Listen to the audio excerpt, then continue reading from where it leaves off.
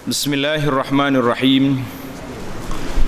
Alhamdulillahi rabbil alamin, wassalatu wassalamu ala rasulihil amin, nabiyyina Muhammad ibn Abdullah wa ala alihi wa sahbihi wa man walah. Jadi sambungan kita belajar dalam kitab Riyadhus Salihin. Riyadhus Salihin terjemahan Jakim ni jilid yang ke-8. Jilid yang ke-8. Kita masih lagi di dalam bab hadis-hadis larangan, kitab larangan, iaitulah kitab yang ke-302, babu tahrimin niyahati alal mayyiti wa latmil khaddi wa syaqqil juyub wa natfis sya'ar wa halqihi wa du'a bil waili was subur. Maksudnya bab haramnya niyahah. Niyahah iaitulah bertempik, meratap kepada mayat. Waris dia mati, dia duduk melau. Dan haramnya memukul dada. Tak kira lah pukul dada ke pukul kepala ke pukul apa pun. Mengoyakkan pakaian, rabut pakaian dia, mencabut atau mencukur rambut, dan berdoa dengan kecelakaan dan kebinasaan kerana kematian. Ini bab ni larang masalah ni. Hadis-hadis yang berkenaan dengan bab ini iaitulah hadis dalam kitab Imam Nawawi yang asal dia nombor 1657, dalam terjemahan 1659. An Umar bin Al-Khattab radhiyallahu anhu qala an-nabiy sallallahu alaihi wasallam al-mayyitu yu'azzabu fi qabrihi bima niha alaihi wa fi riwayatin ma niha alaihi muttafaqun alaih. Maksud dianya, sabda Nabi sallallahu alaihi wasallam, mayat akan diazab di dalam kuburnya dengan sebab ratapan ke atasnya. Anak-anak dia, cucu dia, murid-murid dia mari duk meratap, mati dah lah ayah kita, tak ada dah lah orang tempat kita bergantung, mati dah guru kita. Itu dia panggil ratapan. Maka mayat akan diazab dengan sebab ratapan.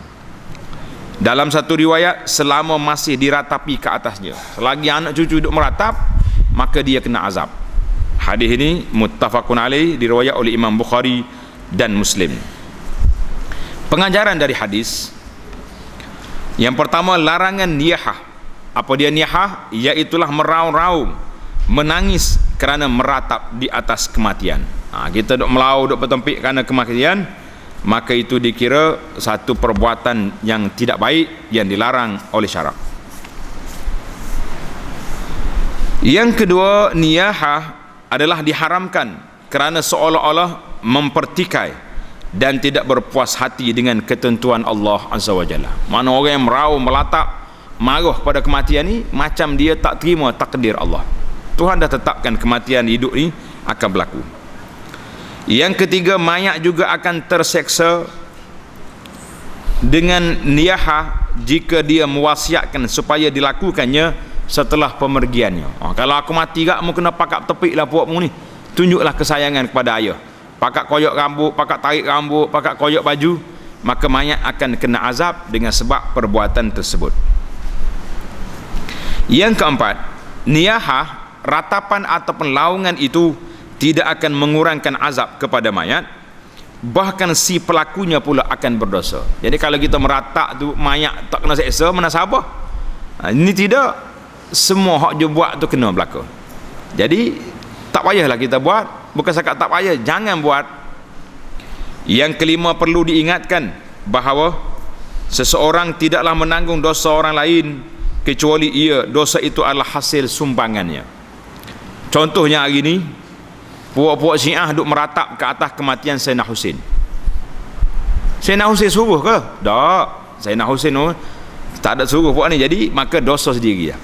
Tapi kalau guru-guru ajar anak murid suruh ta'assub pada dia, kalau mati kena pakak meratap, pakak duk mengulangi, maka itu dia panggil, dia juga akan berdosa sama, sebab dia yang usaha duk ajar orang suruh buat benda tu. Sebab itulah kita bimbang hari ni ada satu kumpulan duk sibuk dengan haul, dia panggil haul ni, duk mengulangi. Hari ni hari mati tok guru kena pakak sedih, kena pakat ingat belaka, maka itu juga dibimbangi termasuk dalam perkara ini. Hadis yang kedua dalam bab ini, wa an ibni Mas'ud radhiyallahu anhu qala Rasulullah sallallahu alaihi wasallam laisa minna man darabal hudud wa syaqqal juyub wa da'a bid'awal jahiliyati muttafaqun alaih. Maksud dianya, bukan daripada kami orang yang memukul-mukul pipi.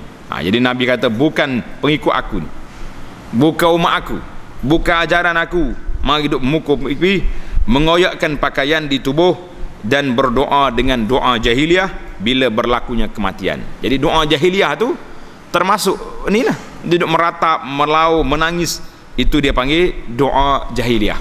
Jadi apa benda yang kita nak buat ini, maka perbuatan dilarang. Hadis ini dalam Bukhari dan Muslim.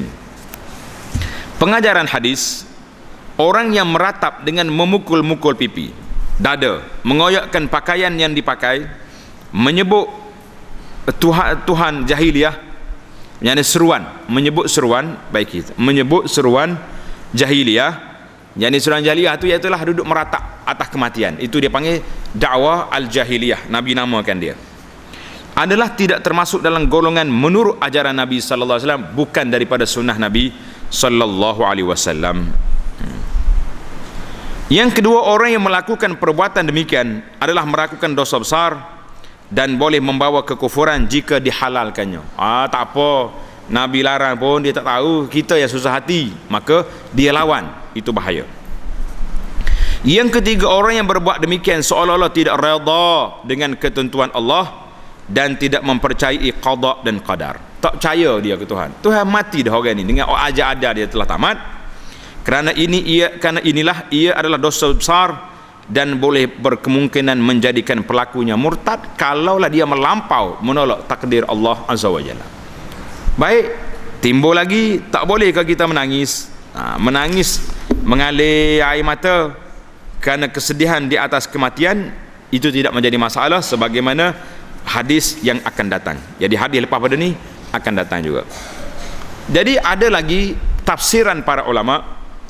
Ada ulama di kalangan sahabat mengatakan kunna na'udul ijtima', kami mengira berkumpul di rumah si mati selepas kematian itu minan niyahah, termasuk dalam ratapan juga. Jadi pasal itulah larangan ini tak boleh lepas pada orang mati kita dah berkumpul 3 hari 7 hari itu pun dilarang. Sebab apa? Kita duduk seolah-olah macam niyahah di situ, macam niyahah. Hadis yang ketiga dalam bab ini, wa an Abi Burdah qal waji'a Abu Musa faghashiya alaihi wa ra'su fi hijr imra'atin min ahlihi fa aqbalat tasihu birannatin falam yastati' an yarudda 'alayha shay'a falamma afaqa qal ana bari'un mimman bari'a minhu Rasulullah sallallahu alaihi wasallam inna Rasulullah sallallahu alaihi wasallam bari'un minas saliqati wal haliqati wasyaqqah, muttafaqun alaih. Daripada Abu Burdah radhiyallahu anhu katanya, Abu Musa al-Asy'ari ditimpa kesakitan. Seorang sahabat ditimpa kesakitan dan akhirnya dia pengsan kerana terlampau sakit dan kepalanya berada di ribaan seorang perempuan daripada ahli keluarganya. Boleh jadi duduk atas riba isteri dia ke siapa. Bila beliau pengsan, perempuan itu bertempik dengan suara yang tinggi, "Woi, mati dah lah." Jadi nampak duduk bertempik dan beliau tidak mampu menjawab apa-apa. Dia tak sedar pengsan nak kata apa. Maka tak kala beliau tersedar, bila dia sedar daripada pengsan, dia berkata, "Aku berlepas diri daripada orang yang Rasulullah sallallahu alaihi wasallam berlepas diri daripadanya. Aku tak mau. Aku tak tanggungjawab dengan perbuatan kamu. Sesungguhnya Rasulullah sallallahu alaihi wasallam berlepas diri daripada al-saliqah, iaitulah perempuan yang mengangkat tinggi suaranya kerana meratap. Satu. Wal haliqah, perempuan yang mencukur rambutnya kerana sedih kematian. Wasyaqqah, dan perempuan yang mengoyakkan pakaiannya. Biasanya orang perempuan yang buat kerja ni, sebab tu dia guna perempuan. Tapi kalau laki-laki buat, sama juga dosa dia. Nah, Hadis ini juga muttafaqun alaih, diriwayat oleh Imam Bukhari dan Muslim. Pengajaran daripada hadis, yang pertama, haram melakukan perbuatan yang menunjukkan seolah-olah tidak redha dengan ketentuan Tuhan. Yang kedua, Rasulullah sallallahu alaihi wasallam berlepas diri, menunjukkan besarnya keharaman perkara tersebut. Hadis yang keseterusnya, wa 'anil Mughirah ibn Syu'bah radhiyallahu anhu qala sami'tu Rasulullah sallallahu alaihi wasallam yaqul man niha alaihi fa innahu yu'azzibu bima niha alaihi yaumal qiyamah. Daripada Al-Mughirah bin Syu'bah katanya, aku mendengar Rasulullah sallallahu alaihi wasallam bersabda, sesiapa yang diratapi niyahah ke atasnya, maka sungguhnya dia akan diazab dengan sebab ratapan niyahah ke atasnya itu pada hari kiamat. Yang ini bukan sakat dalam kubur yang kena, dalam kiamat esok masih lagi berpanjangan perbuatan dosa yang tersebut. Hadis ini riwayat Imam Bukhari dan Muslim. Pengajaran daripada hadis yang pertama, saat kematian si mati yang berwasiat supaya diratapinya. Kalau aku mati, mau kena buat begini-begini, dengan cara niyahah akan diazab dengan sebab ratapan niyahah ke atasnya. Jangan duk pesan pelik-pelik ke anak-anak. Suruh buat tu, suruh buat ni, lepas kita mati cukup. Kita pesan ke anak kita, cucu kita, isteri kita, suami, pesan kalau aku mati, berdoalah kepadaku, minta Allah Ta'ala ampunkan, Allah tenangkan hidup kita dalam di alam kubur, Allah cahayakan kubur kita dengan rahmat, minta. Jangan duk pesan pelik-pelik buat dah. Yang kedua, orang yang berwasiat demikian bukan sahaja akan diazab ketika ratapan niyahah itu biasanya dia dikuburkan, bahkan juga pada hari kiamat. Maknanya berpanjanglah dosa dia tu. Yang ketiga, besarnya kesalahan niyahah di atas kematian. Kerana itu, mana-mana ahli keluarga si mati disaran supaya jangan meratapi niyahah si mati jika mereka benar-benar menyayangi si mati. Jangan duk bertempik. Sama juga kalau tak bertempik sehari ni, mungkin orang tak bercakap dengan mulut, kita duk bertempik dengan alat-alat yang ada ni. Dia tulis dalam Facebook, duk tulis situ sini, duka citanya aku, celaka lah hidup mak ayah kita mati lah. Ini juga termasuk ratapan, walaupun dengan tulisan sama juga. Jadi kita kena tafsir dan mengikut semasa. Jadi dulu orang main dengan mulut, hari ni orang duk tulis dengan ujung jari, kita kata sama je dosa dia. Sama juga termasuk dalam ratapan di alam maya dia panggil. Wa an Ummi Atiyah Nusaibah radhiyallahu anha qalat, Nusaibah radhiyallahu anha qalat, akhadha alaina Rasulullah sallallahu alaihi wasallam indal bai'ati alla nanuh, muttafaqun alaih. Daripada Ummu Atiyah, nama dia Nusaibah radhiyallahu anha. Ambil nama, kalau ada orang nak beranak saya dua ni, ambil nama Nusaibah. Cantik, Nusaibah. Katanya Rasulullah sallallahu alaihi wasallam menghendaki kami, Nabi kita buat perjanjian dengan orang perempuan itu ketika berbai'ah, ketika ikat setia. Perjanjian Nabi kata apa? Alla nanuh, supaya kami tidak berniyahah. Mana mu lepas pada ni, cukuplah duduk main dengan niyahah seperti amalan waktu kamu jahiliyah dulu. Orang jahiliyah dulu menjadi periuk nasi, orang panggil cari makan. Bila ada orang mati kak, pakak pergi kupur rumah mayat, pakak duk bertempik. Hak mana kuat bertempik, itulah boleh banyak duit. Jadi kita hari ni pun bimbang juga. Bila kita pergi duk kupur rumah mati, cari duit situ lah. Jangan pergi cari duit dengan orang mati. Orang mati orang susah, patut kita yang pergi bantu dia, bukan kita pergi cari makan di rumah dia. Pengajaran daripada hadis yang pertama, antara perkara yang disyaratkan oleh Rasulullah sallallahu alaihi wasallam semasa bai'ah. Bai'ah ni ikat janji setia masuk Islam kepada para muslimat ialah supaya mereka tidak berniyahah. Yang kedua, ini menunjukkan kepada kita betapa besarnya kesalahan ratapan di atas kematian itu. Yang ketiga, peringatan-peringatan supaya tidak berniyahah ini lebih ditumpukan kepada golongan wanita kerana sensitif mereka lebih kuat berbanding dengan laki-laki. Jadi kemungkinan orang duk tanya, kenapa gak duk main wanita saja ni? Jadi kita kata sebab wanita yang paling banyak bermasalah. Jadi kita letak ke dia lah. Jadi kalau laki-laki buat tak kena. Jadi itu dia panggil alal ghalib, kebiasaannya orang wanita yang banyak menangis. Hadis yang seterusnya, Anin Nu'man bin Bashir radhiyallahu anhu maqal ughmiya ala Abdullah bin Rawahah radhiyallahu anhu faja'alat ukhtuhu tabki wa taqul wa jabalah wa kaza tu'addidu alayhi faqala hina afaqa ma qulti syai'an illa qila li anta kadzalik, rawahul Bukhari. Daripada Nu'man bin Bashir, Abdullah bin Rawahah telah pengsan. Ini cerita sahabat lain pula. Yang tadi siapa pengsan tadi? Abu Musa. Ia ni Abu Burdah, Abdullah bin Rawahah. Maka saudara perempuannya menangis. Sebab tu hadis ni banyak kepada perempuan. Dan bertempik, wahai bukit, maknanya tempat sandar aku ni. Maknanya boleh jadi dia duduk bergantung dengan abang dia ya. Kawan ni yang bantu dia, kawan ni beri makan dia, tiba-tiba mati pula kawan ni. Wahai begini, wahai begini. Maknanya banyaklah dia ulang-ulang kata-kata tadi. Dia membilang-bilang ratapan sekian-sekian. Maka beliau berkata tak salah sedar. Bila Abdullah Rawahah sedar, dia pun kata. Dia kata apa? Tidak ada sesuatu pun yang kamu sebutkan tadi, melainkan dikatakan bagiku, adakah patut kamu seperti itu? Maknanya dalam tak sedar dia tu dia dapat dengar suara orang kata kepada dia, adakah kamu patut seperti itu? Ini hadis ini sahih, diriwayat oleh Imam Bukhari.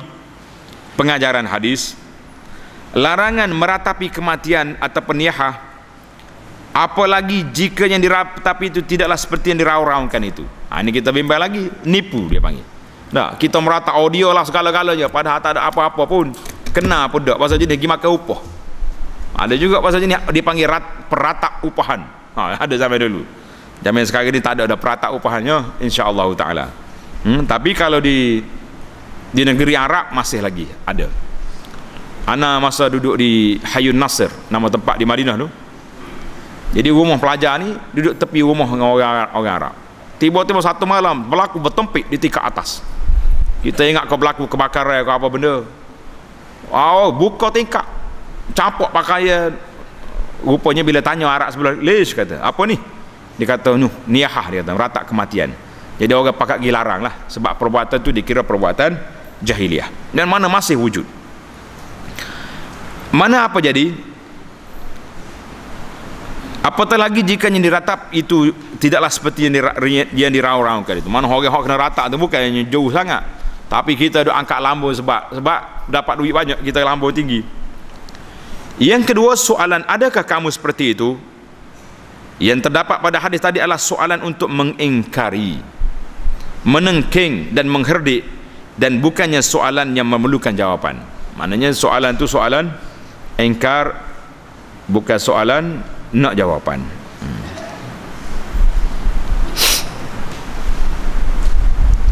Hadis yang berikutnya, wa ani bin Umar radhiyallahu anhuma qala ishtaka Sa'd bin Ubadah radhiyallahu anhu syakwa lahu fa'atahu Rasulullah sallallahu alaihi wasallam ya'uduhu ma'a Abdurrahman bin Auf wa Sa'd bin Abi Waqqas wa Abdullah bin Mas'ud radhiyallahu anhum. Falamma dakhala alaihi wajadahu fi ghashyatin faqal aqada, qalu la ya Rasulullah. Fabaka Rasulullah sallallahu alaihi wasallam. Falamma ra'al qaumu buka'an nabiy sallallahu alaihi wasallam bakau. Qal ala tasma'un inna allaha la yu'azzibu bidam'il 'aini wala bihuznil qalbi walakin yu'azzibu biha, wa asyara ila lisanihi au yarham, muttafaqun alaih. Maksud dia daripada Ibnu Umar, katanya Sa'd bin Ubadah, seorang orang pembesar di mana? Di Madinah, minal Ansar, mengadu kesakitan yang dialaminya. Mana dia sakit. Lalu Rasulullah sallallahu alaihi wasallam menziarahinya bersama dengan Abdurrahman bin Auf, Sa'ad bin Abi Waqqas, Abdullah bin Mas'ud. Jadi orang hebat-hebat belakang Nabi bawa pergi ziarah. Tak kala baginda masuk, baginda dapati beliau dalam keadaan pengsan. Nabi sallallahu alaihi wasallam bertanya, adakah beliau telah meninggal? Nabi tanya, mati dah kah? Sahabat yang ada menjawab, belum. Tidak, belum lagi. Lalu Rasulullah sallallahu alaihi wasallam menangis. Jadi Nabi kita sedih. Sebab Sa'ad bin Ubadah ini seorang tokoh yang hebat, yang banyak membela dakwah. Daripada peringkat awal mula Nabi kita berhijrah sampailah ke saat itu. Jadi Nabi kita hiba sayu dengan keadaan Sa'ad. Manakala orang ramai melihat Rasulullah sallallahu alaihi wasallam menangis, orang ramai pun turut menangis, pakat teriak belakang. Lalu baginda bersabda, adakah kamu dengar, sesungguhnya Allah tidak akan menyeksa dengan sebab keluarnya air mata. Hei, kalau ada kematian keluarga kita, anak-anak kita, orang yang kita sayangi, tentulah air mata kita mengalir. Teriak kita tak? Sedih, air mata berair tu. Tak okey lah tengok mak mati pakai senyap gitu. Ni tokoh kayu lagi ni. Tak? Orang panggil, boleh jadi dia bermasalah dua tu. Tak ada perasaan. Ataupun dia suka baru. Tak ada lah orang nak ngepek aku. Maknanya orang ni orang tak ada perasaan, dia panggil. Mana kalau orang jiwa murni, mesti dia akan sedih. Jadi Nabi kata apa? Allah Ta'ala tidak akan menyeksa dengan sebab keluarnya air mata, dan tidak juga dengan kesedihan hati, tetapi dia akan menyeksa dengan ini. Nabi SAW pun isyaratkan kepada lidahnya. Nabi tunjuk ke lidah, tengok lidah. Ataupun dia memberi rahmat, jadi dengan lidah juga. Jadi jangan duduk buat benda-benda yang pelik, benda yang ajaib. Bila terima kematian, kita terima dengan sabar. Hadis ini riwayat muttafaqun alaih dalam Bukhari dan Muslim. Pengajaran daripada hadis. Yang pertama, tidak mengapa bersedih atas kematian sekalipun dengan menangis dan mengeluarkan air mata. Jangan duduk marah. Ni tengok budak-budak menangis, ada orang tua pakat marah. Jangan teriak. Mana boleh tak teriak? Tok nenek dia, keluarga dia meninggal, dia menangis, tapi jangan meratap, jangan keluar suara kata-kata yang pelik. Setakat mengalir air mata, biarnya mengalir je lah. Itu dia panggil perasaan dalam hati, tanda sayang, tanda cinta. Yang kedua yang dikatakan meratap ialah menangis sambil bertempik-tempik menyebut kebaikan mayat. Tak ada lah, siapa lagi nak jaga kita? Yang ketiga, lidah boleh menyebabkan mayat terseksa jika lidah digunakan untuk perkara yang dilarang. Yang keempat, lidah juga boleh membawa rahmat jika digunakan untuk membaca Quran, berzikir dan sebagainya. Jadi macam mana lidah kita nak guna untuk si mati? Iaitulah kita berdoa kepada Allah Azza wa Jalla. Ingatkan Nabi kata apa? Bila kita terima musibah kematian, kita berdoa. Ikutlah ke doa. Allahumma ajurni fi musibati wa khlufni khairam minhu wa khlufni khairam minha. Apa biar ingat? Allahumma ajurni fi musibati wa khlufni khairam minha. Itu doa yang Nabi kita ajar. Jadi kalau kita dengar musibah ada orang mati, kita kata innalillah wa inna ilaihi raji'un. Allahumma ajurni fi musibati. Kalau keluarga kita, orang yang kita sayangi, Allahumma ajurni fi musibati, ya Allah berilah ganjaran pahala kepada musibah aku ni. Wa khlufni khairam minha, dan ganti aku lebih baik daripadanya. Tak kira apa-apa, selipar hilang. Doa ni, wa khlufni khairam minha, daripada selipar jepur jadi selipar hak molek sikit. Tuhan ganti hak lebih baik. Kan? Jadi jangan duduk meratap, jangan duduk. Jadi lidah kita guna mana? Guna perkataan-perkataan yang baik yang diradai oleh Allah Azza wa Jalla. Yang ke seterusnya, wa an Abi Malik Al-Asy'ari radhiyallahu anhu qala Rasulullah sallallahu alaihi wasallam, an-naihatu idza lam tatub qabla mautiha tuqamu yaumal qiyamati wa 'alaiha sirbalun min qatiran wa dir'um min jarab. Rawahu Muslim. Daripada Abu Malik Al-Asy'ari katanya, dia kata apa? Nabi sallallahu alaihi wasallam bersabda, perempuan yang meratap itu, jika dia tidak bertaubat sebelum kematiannya, maka dia akan dibangkitkan pada hari kiamat dalam keadaan mereka dipakaikan dengan pakaian daripada minyak. Minyak apa tu? Minyak yang mudah terbakar, dan pakaian daripada penyakit kurap. Wih, penyakit belakalah, minyak panahnya.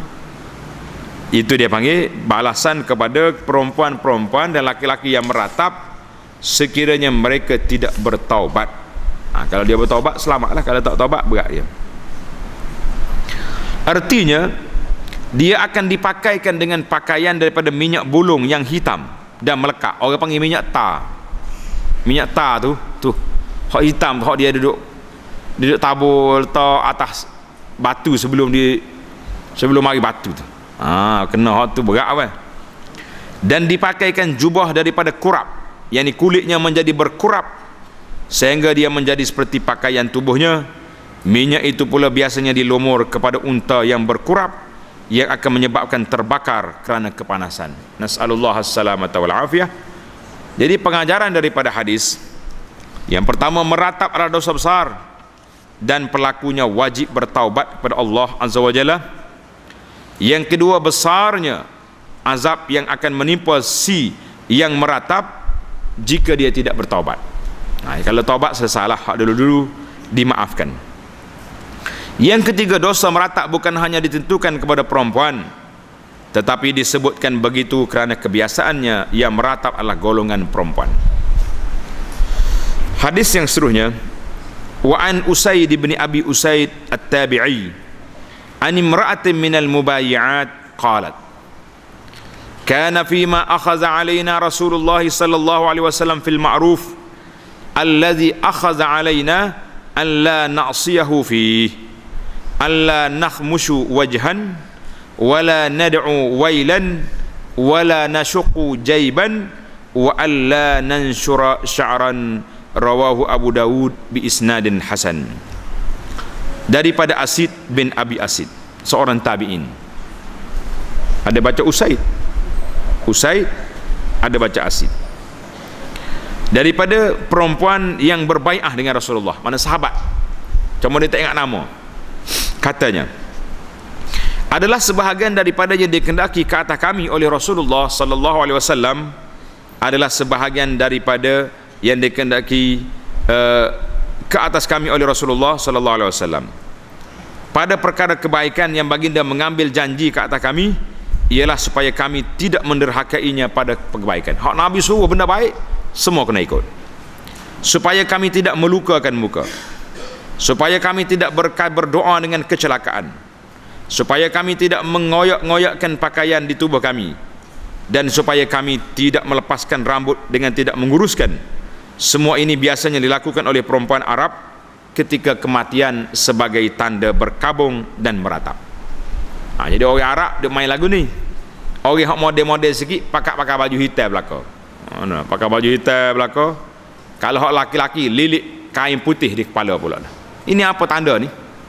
Ini tanda-tanda semua ni dipanggil tanda yang tidak baik, sebab dia panggil berkabung itu menunjukkan kesedihan di atas kematian. Cukup kita sedih dengan hati kita padanlah. Hadis riwayat Abu Daud dengan sanad yang baik. Pengajaran daripada hadis, berbagai cara yang dilakukan untuk meratap, dan kesemuanya adalah diharamkan oleh Allah. Yang kedua, semua perkara-perkara yang disebutkan di atas adalah berasal daripada adat jahiliyah dan Islam tidak mengiktirafnya. Atau seduk mainlah. Jadi adat jahiliyah ni terpaksa kita kena ikutlah belakangnya. Kita duk tu perbuatan jahiliyah yang dibuat oleh orang kafir. Dia oleh orang jahiliyah dulu meratap. Orang kafir hari ni dengan pakaian ni. Dia panggil pakaian berkabung. Kalau tak pakai salah. Waktu berdera setengah. Itu semua tu alamat-alamat jahiliyah yang tidak diajar oleh Islam belaka. Wa an Abi Musa radhiyallahu anhu anna Rasulullah sallallahu alaihi wasallam qala ma min mayyitin yamut fayaqumu bakihi fayaqulu wa jabala wa sayyida aw nahwa dhalik illa wukkila bihi malakan yalhazani hakaza kunta, rawahu Tirmizi wa qala hadisun hasan. Daripada Abu Musa biasanya Al-Asy'ari radhiyallahu anhu, sesungguhnya Rasulullah sallallahu alaihi wasallam bersabda, tidak ada satu pun daripada mayat yang mati itu lalu bangunlah orang yang meratapinya dengan berkata, wahai bukit, yakni yang menjadi sandaranku,